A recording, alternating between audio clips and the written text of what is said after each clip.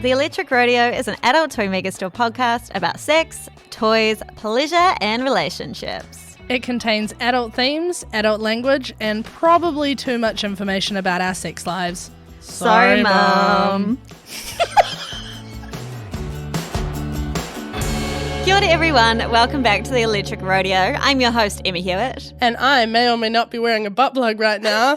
Tash Bull! Tash Bull, are you wearing a butt plug right now? I'm not. Oh, sad face. You just hear like a low humming in the background. No. That's just my phone going off. That's Don't just worry the about wires, babe. And today on the Electric Rodeo, we are actually talking about sex toys. Oh my God, unheard of. A sex toy store podcast talking about sex toys. Can you imagine? In saying that, we are at episode 6 and it is actually the first one that we have devoted fully to sex toys. Yeah, so good on us. We're devoted people. We're devoted to the sex toys. What can we say? It feels right. It feels right. It You feels know correct. what I mean? I do know what you mean, yes. Today on the Electric Rodeo, we are talking about sex toys and more specifically, sex toy myths. And there are a lot. Boo. There are so many. These pesky little myths, just pervasive. They're everywhere you look. Well, they're not, but there's a lot of them and it's time to turn them off. Time to sort it out. I mean, I like certain myths, Greek mythology, big fan. Sex toy myths, not a fan. Not when it gets in the way of pleasure.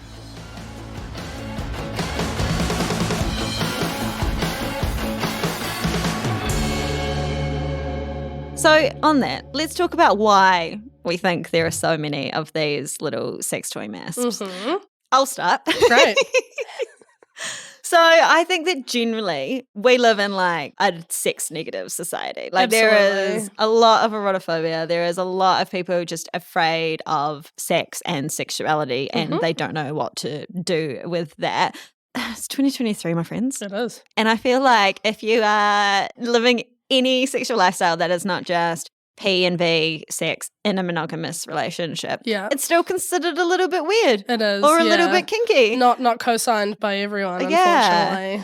And like depending on how religious your upbringing is, of course, there's also probably going to be some shame around sex. Yeah. And it's like all of this stuff just really makes it difficult for actual conversations around sex to happen. Yeah. And so sex becomes hard to talk about. When you can't talk about it, all you know is the myths. Yes, absolutely. And I think part of it is definitely because of purity culture, like definitely coming from religious upbringing and that sort of thing. But also it's to do with women and people not wanting us to kind of go out there, experience, learn pleasure for ourselves, and then kind of realize that there's a little bit more to it than just P and V with minimal foreplay. So, on that note, it sounds really depressing, and it kind of is, and I don't want it to be. So, let's look at some of these myths and why they exist. The first myth we're going to talk about is sex toys are only for single people or, specifically single lonely people because they can't find a partner. No, I'm not having it. That is not the case.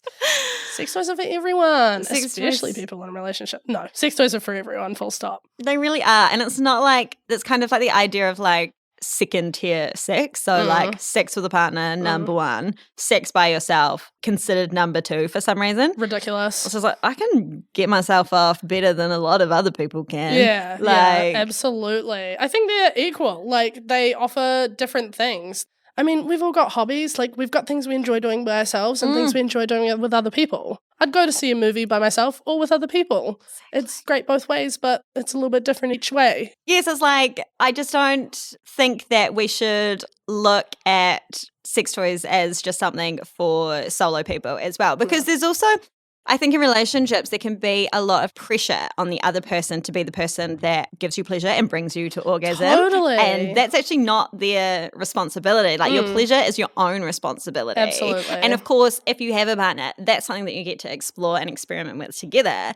And of course, it's amazing if they can give you all of this pleasure. But learning about what gives you pleasure and like putting in a little bit of like the initial work to figure things out is something that really you should be doing. And toys are a great tool for that, obviously. Absolutely. I think it's just a good facet for being able to get further into masturbation and understanding yourself and what you like. It just really shouldn't matter whether it's you or a toy or another person, really, in my opinion. Yeah. I think with this specific myth where it's, only for single people, it's the same toxic mindset of equating a sex toy to a partner or to another person, which is something we'll get into a bit later, I think. Yeah. But they're not the same thing. No, they're not. They're just not the same thing. Number one, they look very different.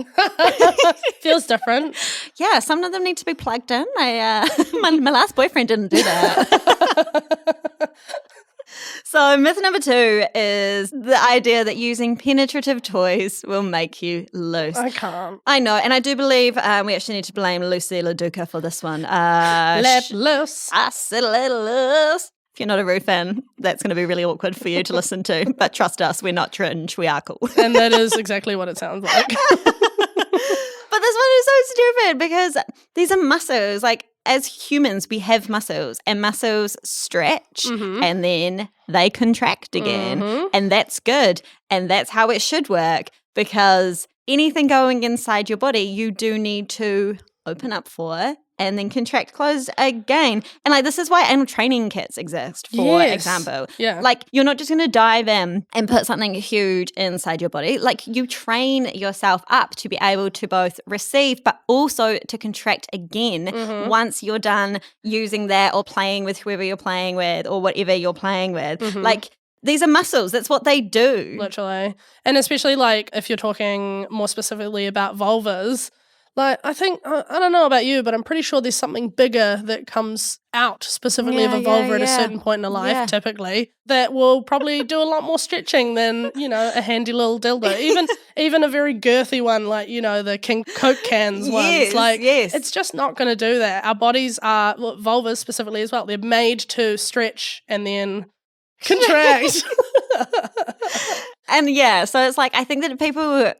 I don't like it at all. But I think there is maybe some people have gone, oh, yeah, but like when she's like really aroused, it feels loose. And it's just like, yeah, dude, that is called cervical tenting. And that is literally what your body does when you become aroused. Your muscles will draw back and there'll be more depth in your vagina. Yeah. And that's because your cervix is pulling back up to allow more room into the body for penetration. So if that's happening, that actually means the person that you were playing with is super aroused and they're into you. Like, that is a very good thing. You should be stoked to be there. On a biological level, their body is welcoming you into the fold. Like, the folds, if you will. Into the folds. Oh, I love that. So this one has to go. Also, if someone has a really tight vagina, that can actually be a sign that there's issues going on with pelvic floor overactivity. And that person may actually be in pain because of it. So tight or loose, not a thing. Gotta go. Yeah, absolutely. The next myth, which even just reading it on the paper, I'm just like, every single one of these, I'm like, are we being serious right now? Myth number 3, you will become addicted to your vibrator and not be able to orgasm without one. I actually do, unfortunately, like in, Facebook and on Reddit and certain groups for women. You do see people where they're talking about sex toys and they're like, oh, I'm really worried that I won't be able to orgasm without one. And I think, is that just like a myth that was created to try and stop us from using toys? That is honestly what it feels like to me. And it's like, look, our bodies... Yes, they become accustomed to a particular type of sensation. So when your body experiences pleasure in a particular way, especially if that is a repetitive way of doing it, it does create a neural pathway in your brain which says this is a fast way to pleasure. But that can happen from sex positions, that can happen from a type of touching or like oral sex or something like that. Yeah. It's not dependent on a vibrator. This can happen in any kind of situation. And the thing is, number one, it's not an addiction. It's more of a dependency because you're teaching your body that that's a fast way to orgasm. So your body wants to do that. But just start mixing it up. Like, if you are using something, if you got a great toy that you love and you do want to use it over and over again, just change the settings from time to time because it does the same thing as using a different toy. Your bodies are amazing, but they do want the fastest way for that bit of pleasure and that bit of like release. So you need to train your body to experience different ways of pleasure and say, hey, this is pleasurable for me. This is pleasurable for me. and this is pleasurable for me. Because if you get it in your head as well that you're addicted to a vibrator. Yeah, you're telling your brain that. Exactly. Yeah. If you're constantly going, oh, I can't, like if you're having sex with someone else and you're like, oh, I can't have an orgasm without using my vibrator anymore. You're telling your brain that and you're stressing yourself out. And stress is a huge libido killer. Like you're probably not going to have an orgasm if you're super make stressed. It very difficult. Exactly. So it's like a self-fulfilling prophecy. Yeah. And I think my concern there is like, are you worried about this? Or have you got a boyfriend or an ex-boyfriend or a partner that has told you that this is something that's going to happen? Yeah. Because I don't know, from what I've heard anecdotally from people, and I do get asked about this quite often, is like, is that a thing? Can that really happen? And I'm like, sit down with me. Who told you this? Who told you this? Where do they live? I just want to have a chat. Bring them on the podcast. Do you get calls about this, or questions about this from customers? I think maybe once I have had someone ask us that, but otherwise not really, thankfully. Okay. It's more something that I kind of see on kind of community pages, like I said, on Girl Related After Dark, which is a Facebook group in New Zealand, or, just on any kind of general Reddit feed. But no, I mean, I don't think I've ever spoken to anyone who said that they're addicted to a toy. Like, I think anecdotally you can have people say like, oh, I love this, I can't get enough of it. But I like, in terms of like a tangible, like referring to it as an addiction, like absolutely not. I mean, I'm a lazy person when it comes to masturbating. Well, and also I love toys. Toys are amazing. That's why I'm here. This is my job. I'm very happy about it. But, if I haven't charged any of my 30 toys. Happens all the time. Happens all the time. Every single time my boyfriend will tell you. I literally on the weekend I had to stop sex maybe 2 or 3 times. We were having sex on the couch. I went to the bedside table, picked up a toy, and then I was like, this might be dead. And I turned it on, and then we started having sex. I was like, nah, she's dead. Get up off the couch. No, I did it Tash. 3 different toys. 3 and blessing me so patient. But yeah, even if that kind of happens and I got to go manual mode, it is not a problem. It takes more time, absolutely, because again, like you said, I've trained my brain to just be like, oh yeah, vibration, sexy, let's get it, come in, yeah. But it's not a problem, and it's still absolutely doable, and it's really nice. It's a different form of pleasure that I really enjoy. I think it's fun to like mix it up. Like, yes, love a strong toy. Ooh. Also love like a slow little glass toy, Like completely different type of stimulation. Yeah. One is fast, one is slow because it's dependent on what you're doing with it. And generally not that much, feels good, just kind of lying back and having it there. But you know what I mean? Like it's all good, it's all exploration. Please don't ever think that you're not going to be able to experience other forms of pleasure, because you are. On that note, let's dive into myth number 4, which is the idea that women will replace their boyfriends with sex toys. I mean, you got to be a pretty shit boyfriend. This is what I'm saying. For someone to replace you with a sex toy. Because a sex toy only does one thing. It only has one purpose. So that means that in every other area of your relationship, you are bringing literally nothing to the table to get dumped for a vibrator. So if that happens, that's on you. Like, take a hard look at yourself and how you're acting. Absolutely. It's just the most ridiculous thing ever. Sex is important. And not having a good sexual relationship with your partner or mismatched libidos and that sort of thing, that can be deal breakers for people, and that is absolutely valid. But I'm sorry, if you're like walking around being like, I got replaced by a vibrator, take a good hard look at yourself. Because there must be something going on behind the scenes as well. Oh, honestly. I mean, anyone who's kind of saying that is not really someone I'd be interested in dating, because I feel like they jump to very weird conclusions. Yeah. And I don't like that in a partner. And lean into these sex toy myths that we just won't stand for. No. Greek mythology or nothing. Yeah, that's it. And like, sex toys are tools. Yeah. And like a toolkit of what is pleasure. Another of like pleasure. But like you said, these are forms of stimulation that a human body can't provide. Yeah. But it's not the only form. Like, it's crazy to me that people would even think that is going to happen to you. These are teammates. Yeah, absolutely. Play together. Play as a team. I'm a team player. Yeah. It's on my CV.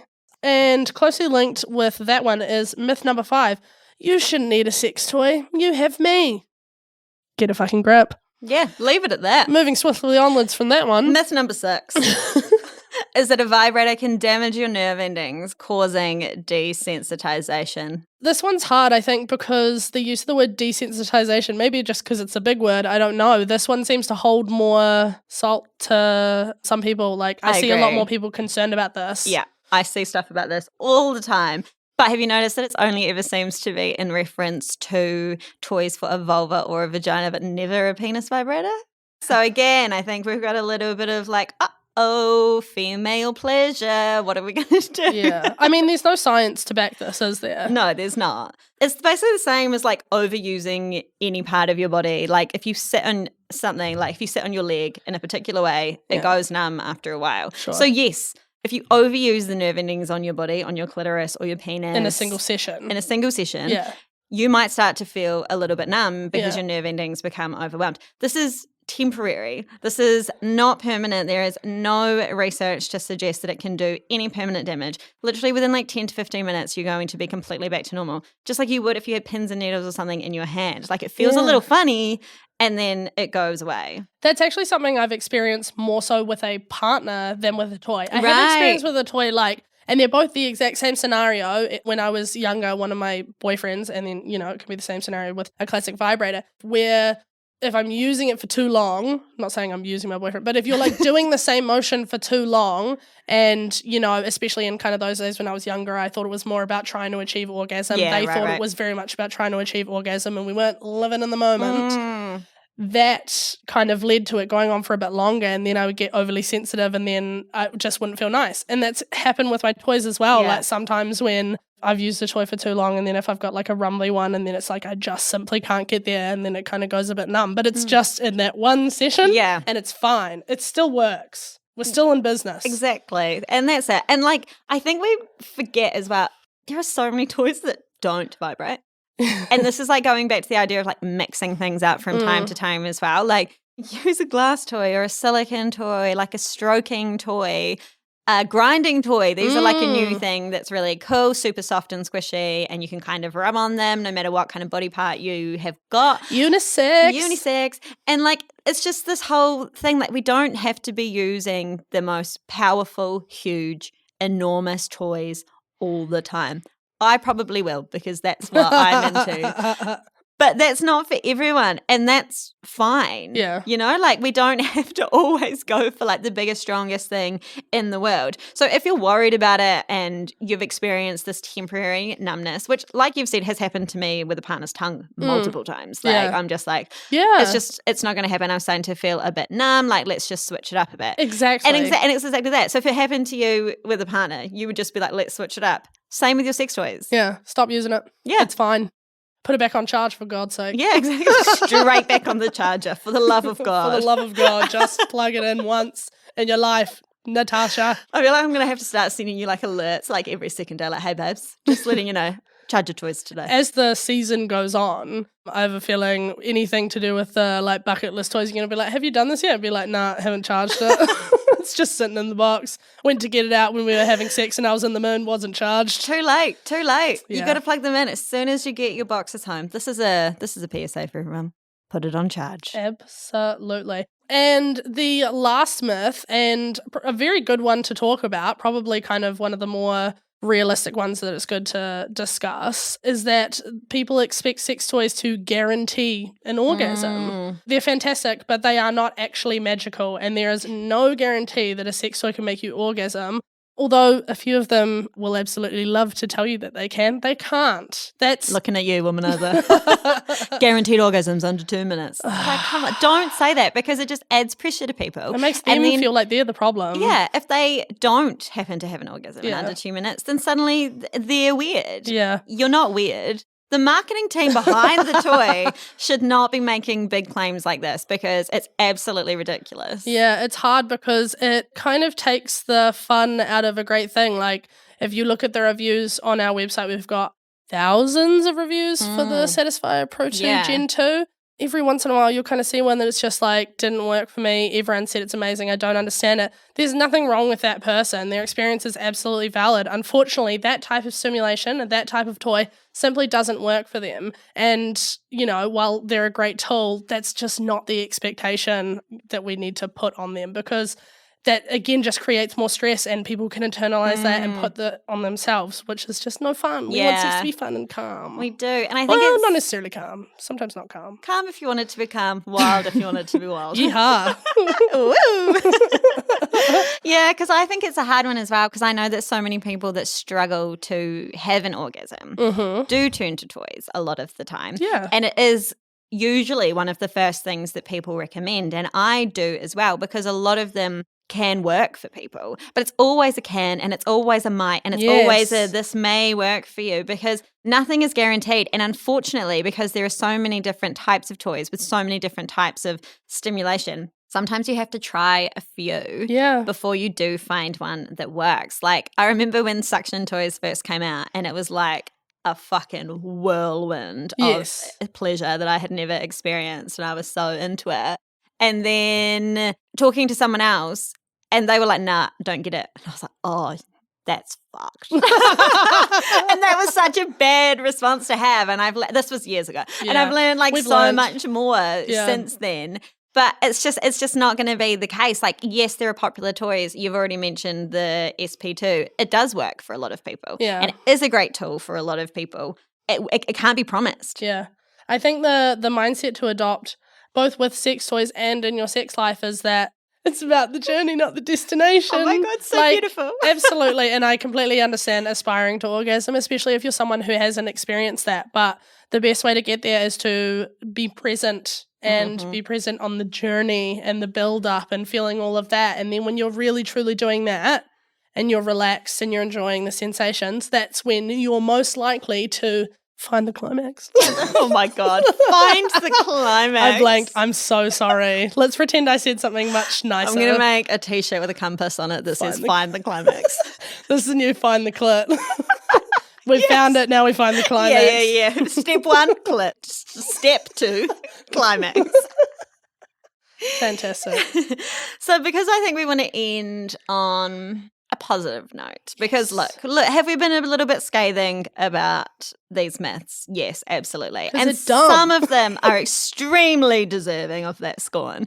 But how have toys actually benefited your sex life, Tash?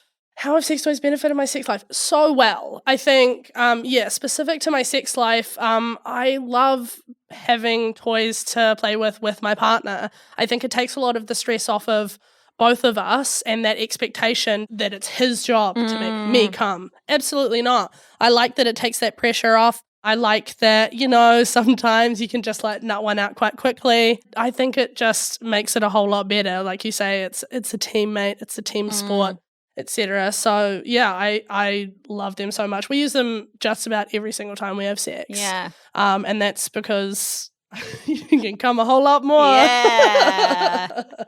What about you?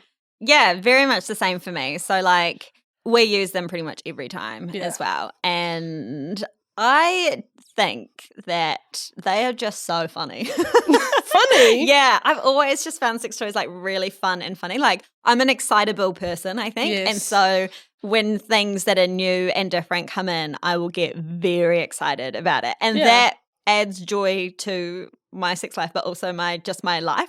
I'm very aware that the sex toy thing has become a very big part of my personality and who I am. Yeah. So it's a source of joy for me. I love looking at them as objects as well. Hey, I'm a Libra. So I love beautiful things. Yes.